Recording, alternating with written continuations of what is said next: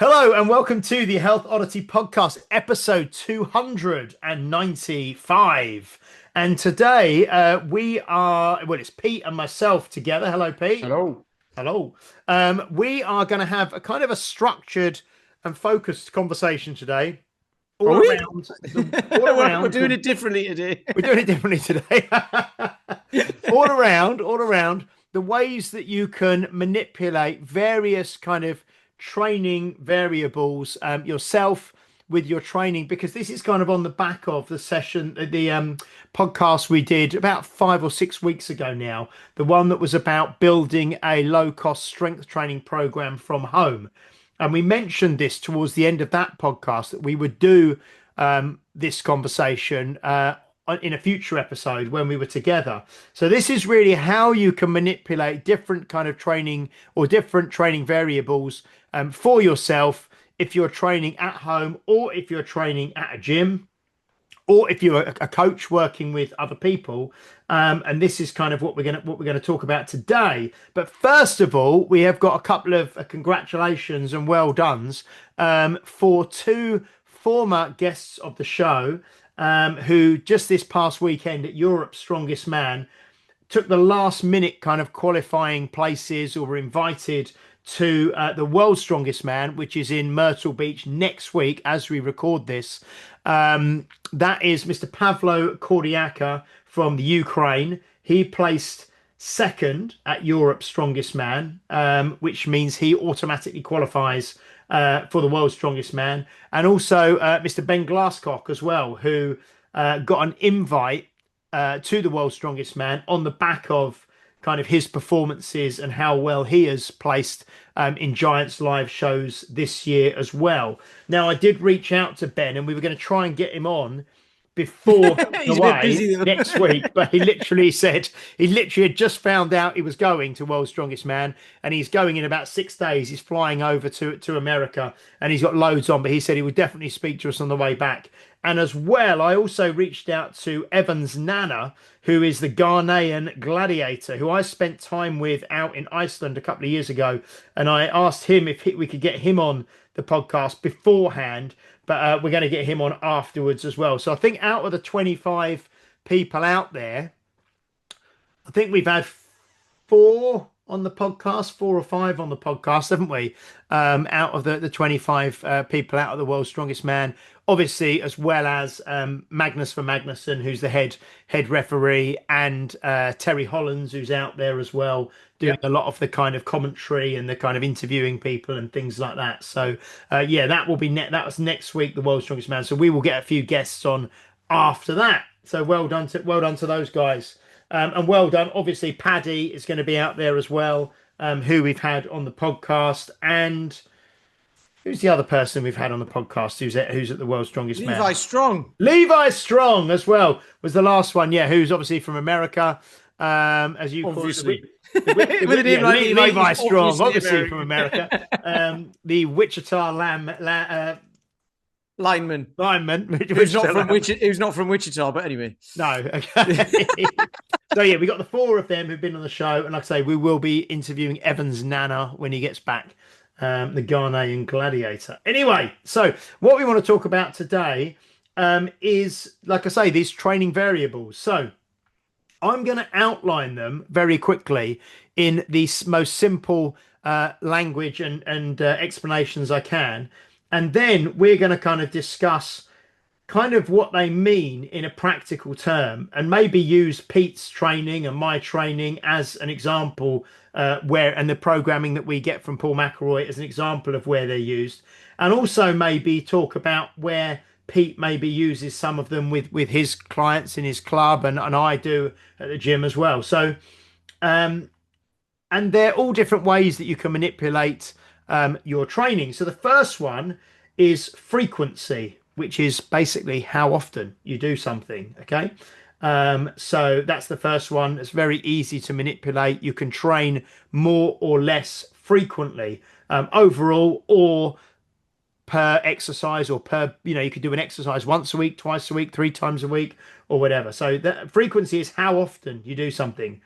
Volume is basically the total amount of work that you do.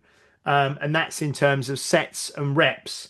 And I put that down as how many, so how many you do. But again, that could be taken in a session or over the course of a week, the volume that you do. Yeah.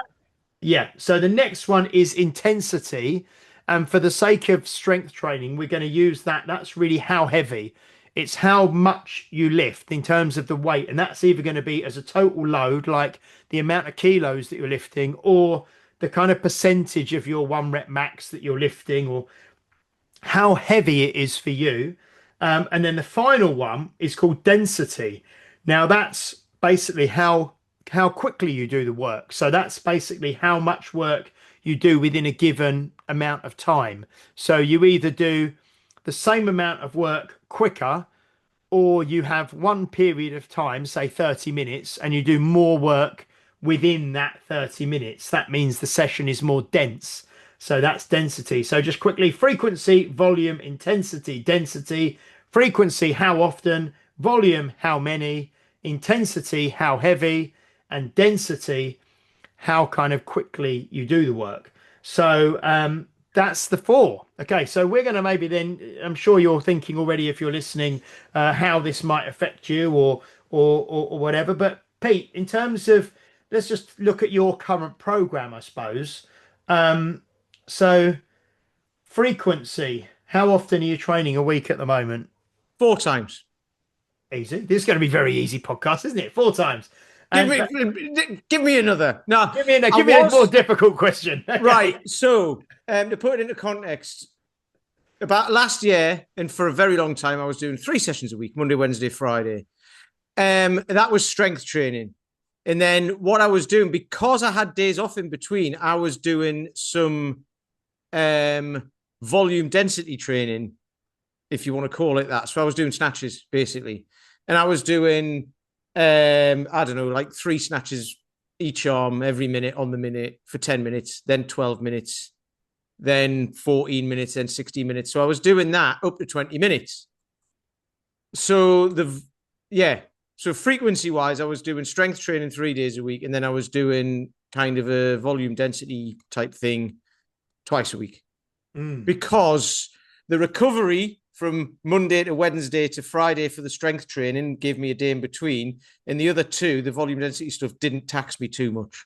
It was just okay. So you were to be doing moving. strength training on a Monday, Wednesday, Friday, and Yeah, then you were doing more the snatch type training on a Tuesday and a Thursday. yeah, because it took me anything between 10 minutes and 20 minutes, which is nothing, which was great. It was like while I was making a cup of coffee, I would just do some snatches. And then you had Saturday and Sunday off. That was your Yes. rest days from But then, weight training. Yeah. but then that changed when I told Paul that the pistols were getting a bit too much for me. So he changed it, and then I was doing 5 days a week. Okay. So Monday, Wednesday, Friday, I was doing the same program, and then Tuesday, Thursday, I was doing something different. So it basically split it into upper body, lower body. So Monday, Wednesday, Friday was upper body. Tuesday, Thursday was lower body. And then that lasted about 3 or 4 months, 3 months. And that's when I said on the podcast last week or whatever, I think I was tired. So we've changed it again. So it's now 4 days a week. So I'm currently doing Monday, Tuesday, Thursday, Friday. Excellent. So, And so it could be, like you say, the volume that you're doing, or the frequency, sorry, it could, broadly, the most basic way of looking at it is how many days per week are you training?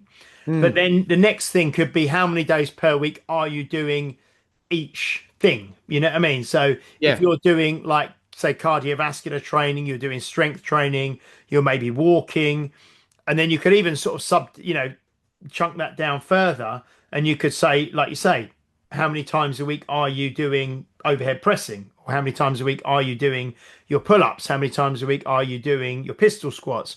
So frequency really is how often you're doing something, but you can look at that, you know, across a range of different ways, can't you? You know, it could be total training so volume. frequency of walking is every day. Yeah. Every day. Because that's, I've had people ask me like, well, what do you do for rest? And I'm like, walking is rest. If I do a 3 mile walk, that's my like active rest. In terms of, but you probably get, and I know I get, some people say, well, surely I need a rest day. And if I do 1 or 2 days in a row, then I must need a rest day after that to recover.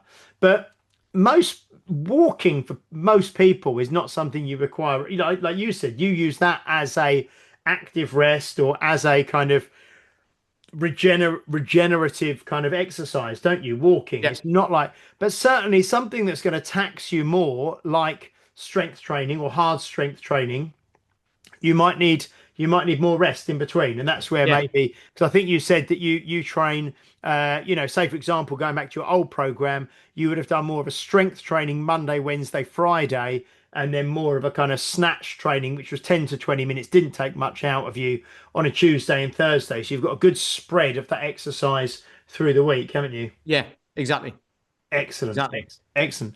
And then volume, we can look at in terms of the volume that you do in one session or the volume spread out across the week. So I know because you obviously, as well as I, train with Paul McElroy, and he likes to use, compared to some people, I'd say quite a lot of volume, doesn't he? Yes, but he waves the volume. So we were going to talk about this. I was thinking about it before we started because Strong first talked about wave the volume, like light day, heavy day, medium day, and all that. And Paul does it similar, but in a slightly different way. He kind of ladders it, doesn't he? Mm, So the volume increases over the week. The intensity, he does two things, but we'll talk about just volume. So the intensity stays the same, but the volume goes up. So you use the mm. same weight, you just do more reps. And then he just moves it along one, doesn't he? Yeah, So each week you increase the volume, but not by much. But within each week, you increase the volume across the week as well. So it actually goes up, down, up, down, up, down, but on a general upward trend. yeah, Yeah. yeah.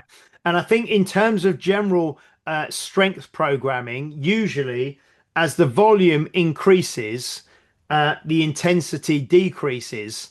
And as the intensity increases, then the volume decreases. Yeah. That's just the way it is. And I was thinking about something earlier, actually. Like in business, they say that you can be the cheapest, you can be the fastest, or you can be the best.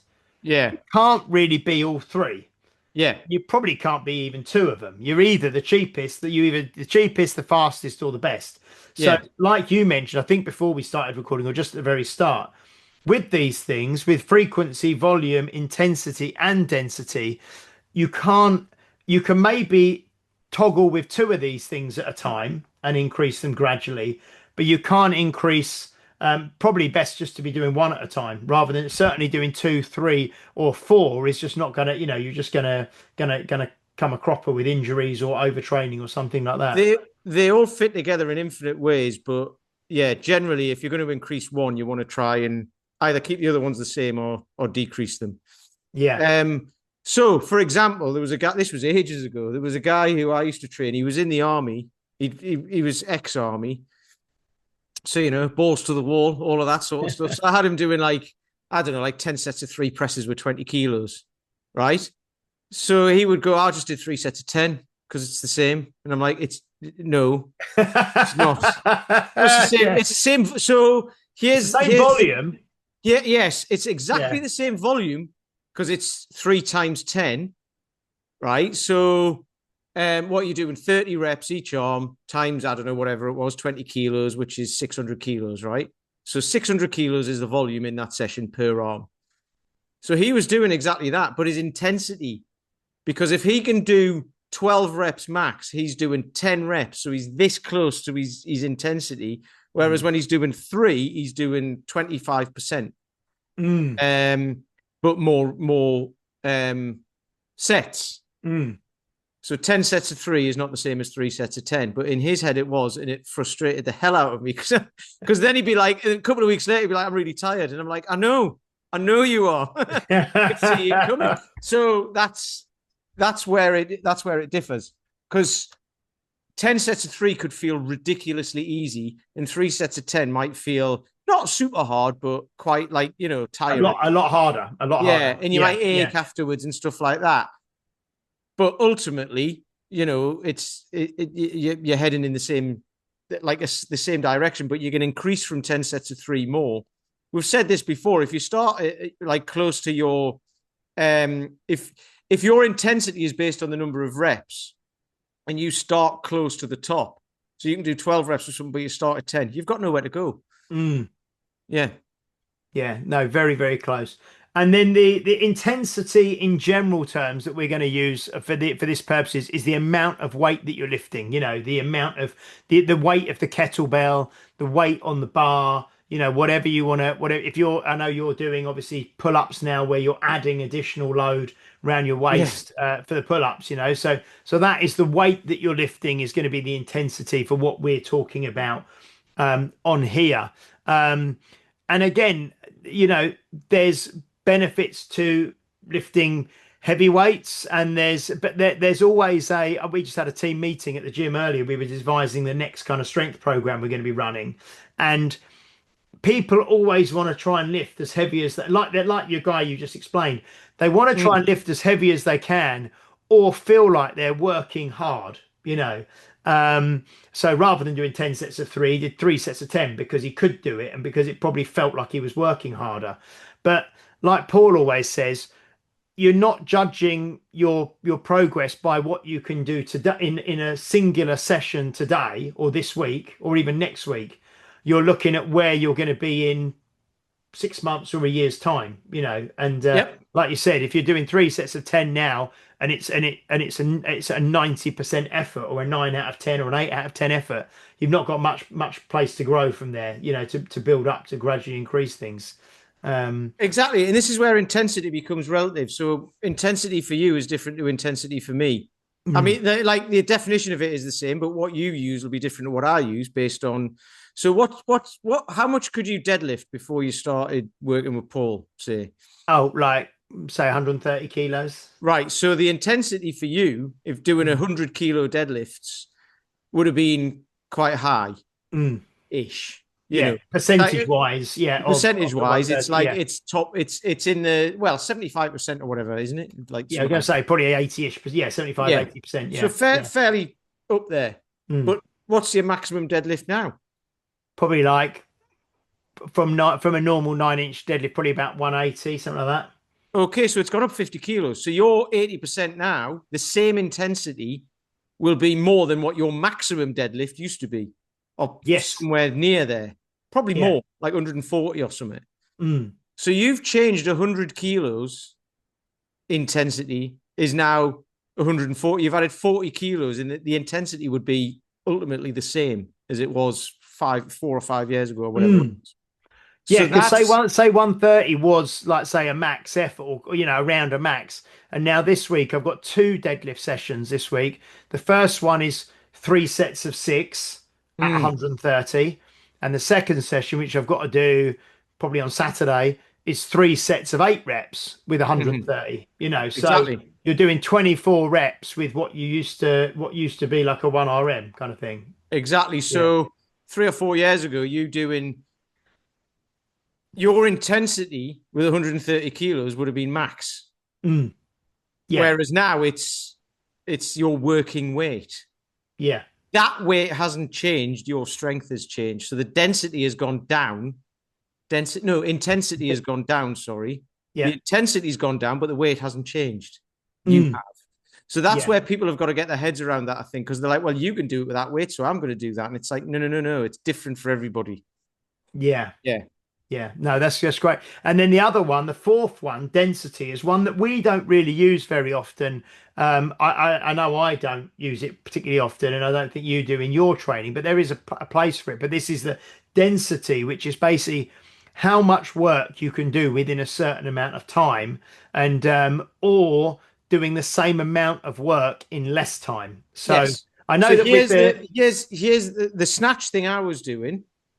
I was doing 3 each side every minute for 10 minutes, Hmm, then 12 minutes, then 14, up to 20 minutes. And then I was increasing the volume and the time, right?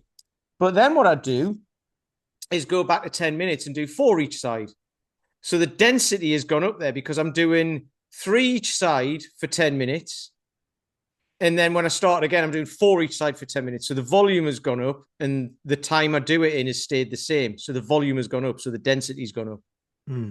And then when I get to 20 minutes, I'm doing 4 each side. And then I go back to 10 minutes and do 5 each side. So I've increased the volume, but in the same time, if that makes sense to people listening. So the volume has gone up. So therefore the density has gone up because I'm doing more volume in the same time. Or I could, and then what would happen is when you get to a certain point, you can't do 20 minutes doing, I don't know, 8 or 9 reps or whatever, say. So you just reduce um, you would just do the 8 or 9 reps in less time. So therefore you're reducing the time, but increasing the volume. Yeah. So then what happens is, that's what we're talking about, where you can't increase everything because you can only do that for so long. You're not going to be doing 20 reps each side for 20 minutes. It's not going to happen. So then you have to start to say, right, I've got to a point now where the volume and time are kind of like at my limit for 20 minutes. So you just start bringing it in to be able to do, well, I'll add another rep, but I'll only do 9 minutes. And then and that's where kind of like the snatch test might come from, so you end up doing 10 and 10 each side for 5 minutes. And then you can use a heavier weight and say, right, now I can do 3 and 3 for 10 minutes and increase that to 20. So that takes the intensity up, but brings the volume down. And and then you're doing that volume within that time, within the 10 minutes, but then you start to increase the density again. Yeah, that's what I was going to say. I was going to suggest and say that, like you said there, once you can do all of that, you can start back again with the next kettlebell size up. So you increase, So that's where you increase the intensity but reduce the volume, and then you work on density, because then density figures itself out. So it's really that's it's how like with Dan John's 10,000 swing challenge.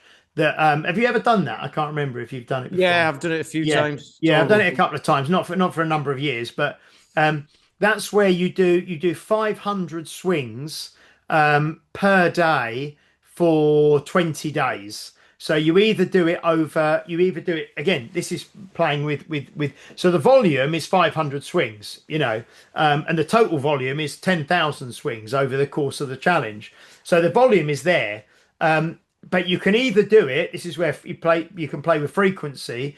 You either do it 5 days a week for 4 weeks, or you do it 4 days a week for 5 weeks. So they're the two options again. So that's just playing with the volume is the same, but you're playing with the frequency. And then the other thing he does is you would normally do, say, what do you do? I think you do 10, 15, 25 and 50, and then 50 gives you 100.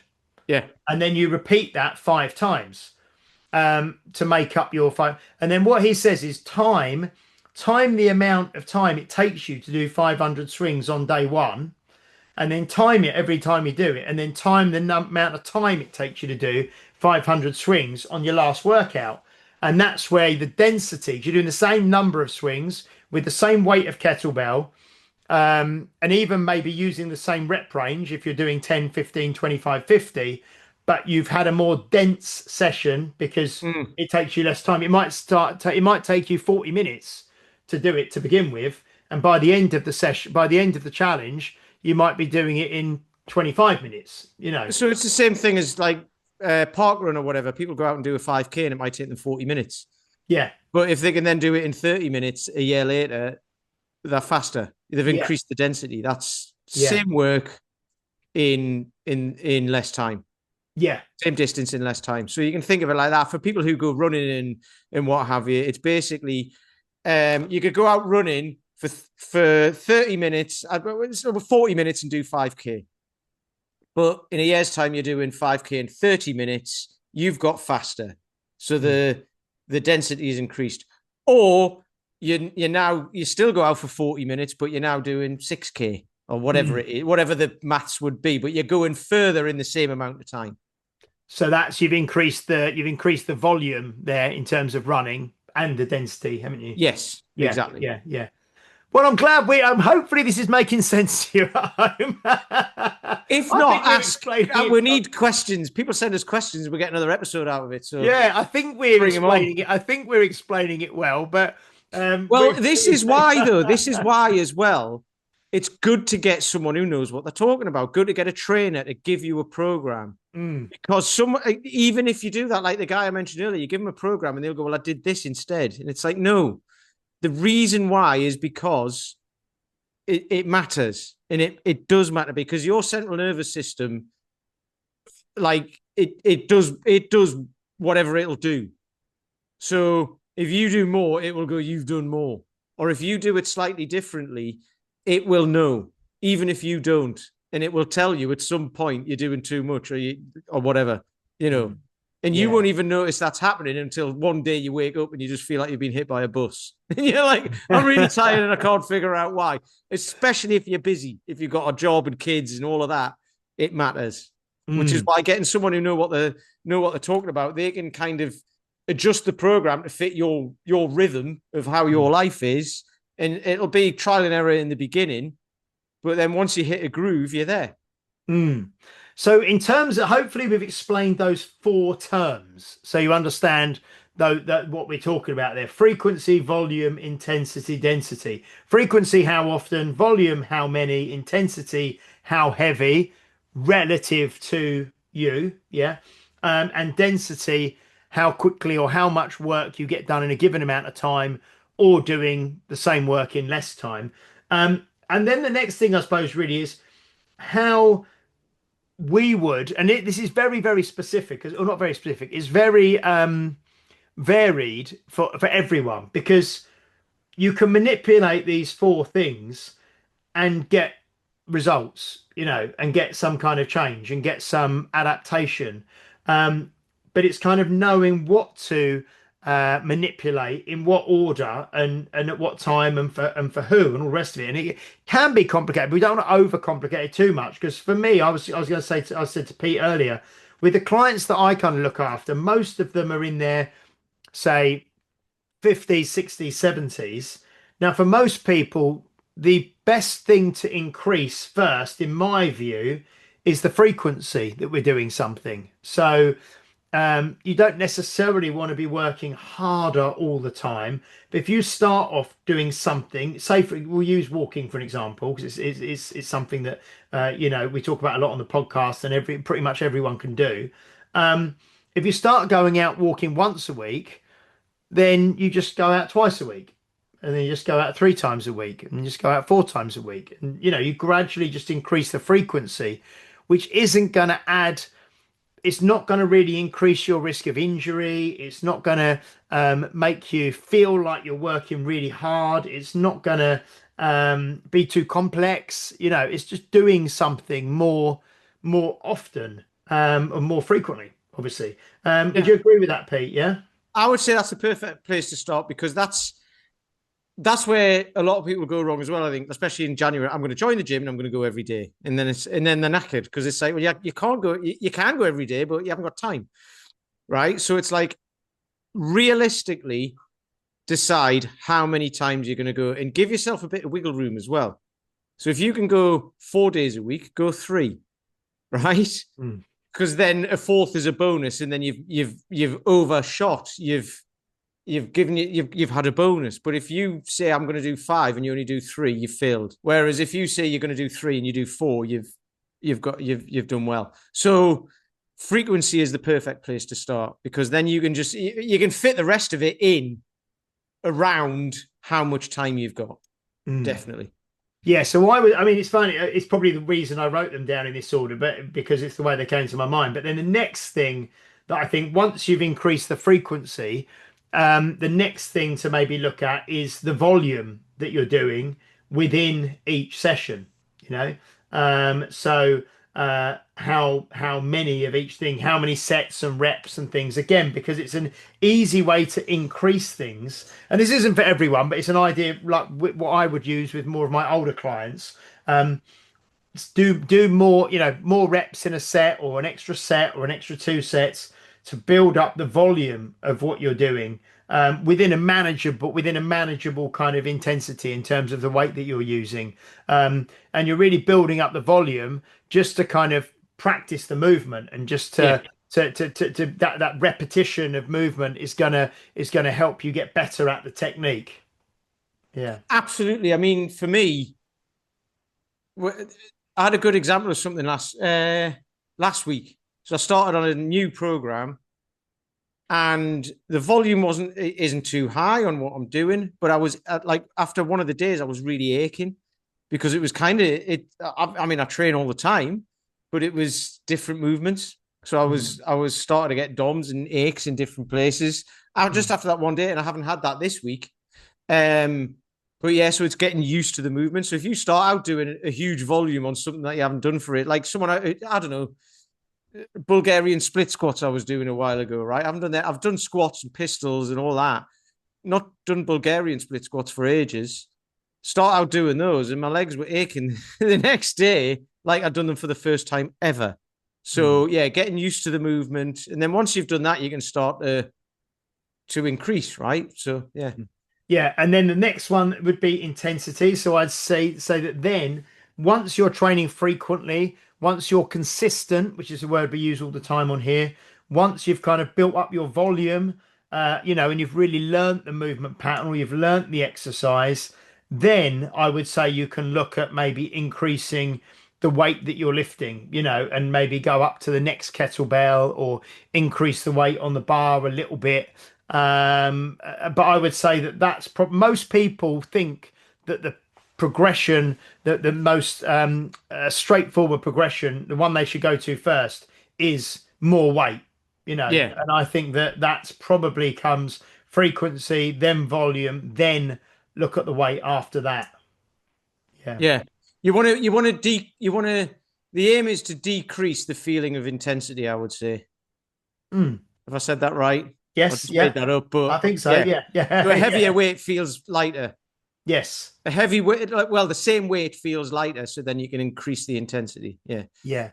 And then the final one, which again is not something I use myself very much, but is density, which is that kind of doing more work in the same time or doing your workouts quicker. So you're resting less, which kind of can give more of a conditioning element and can work your kind of cardiovascular system harder as well. But for me personally, I'm focused on kind of the quality of movement and the strength, and the session takes as long as the session's going to take for me to do it well. yeah. I'm not trying to get it done in record time or anything like that. No, The same as I don't do that. doing But it. what I would say about density for people is that's usually like some sort of finisher.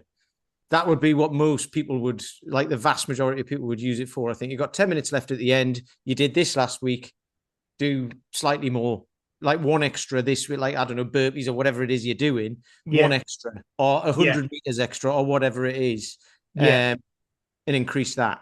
Or get on like an air bike or a ski erg or a rower and do, if you're doing 500 meters or 1,000 meters, you try and get on and do it quicker, the same Yeah, distance but quicker, so yeah, more like a finisher, more like a conditioning type thing. yeah. um So yeah, I mean, I hope that that's interesting and helpful for some of you. Like we say, following on from the session that we did, the podcast that we did about 5 or 6 weeks ago now, I think it was. But they are the main ways that you can play with and adjust the training variables, and to kind of make your workouts easier, harder, or to progress them. You're going to be playing with one of those kind of four elements. And we've just kind of explained, obviously, in this podcast, what those four elements are and given you a suggestion of potentially an order or a way that you may tackle your training and the way you may implement those four training variables. Have you got anything to add on that, Pete, or do you think we've done that pretty well? I think we've done an outstanding job with it. Clear as clear as day. Everyone now, you'll see it. The obesity rates will go down. The NHS will be like back. Everything will be sorted. We've solved the world's problems, mate. Solving most problems in that. Brilliant, brilliant. Well, that was good. That was a slightly more concise. I don't know. I think that was probably about half an hour we've done there, but a slightly more concise, maybe 40 minutes, slightly more concise podcast, but focused on that very specific kind of question that we were going to answer. Hopefully you've enjoyed that. Please do like, share, subscribe, leave a review if you're watching or listening on a platform that allows you to do so, especially Apple Podcasts. We will be back next week with episode 296. Until then, see you later, Mr. Peter Lance. Ta-ra! And we will see you next week. Bye bye.